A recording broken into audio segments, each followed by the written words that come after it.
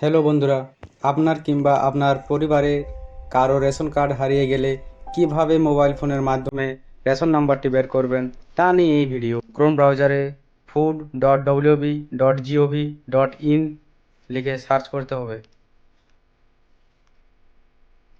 তারপর এখানে মোবাইলের থ্রি ডটে অপশানে ক্লিক করে ডেস্কটপ সাইট এটা অন করে নিতে হবে। তারপর স্ক্রল ডাউন করতে হবে। স্ক্রল ডাউন করার পর সিটিজেন হোমে ক্লিক করতে হবে। সিটিজেন হোমে ক্লিক করার পর রেশন কার্ড রিলেটেড কর্নারে ক্লিক করতে হবে। তারপর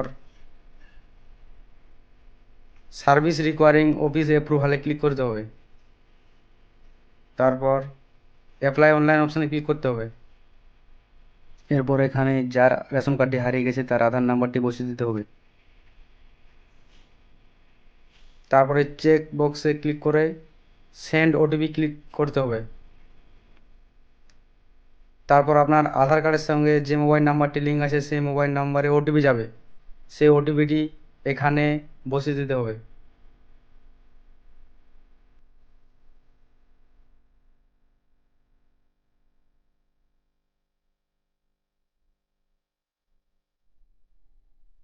ওটিপিটি এখানে বসানোর পর সাবমিট অপশানে ক্লিক করতে হবে।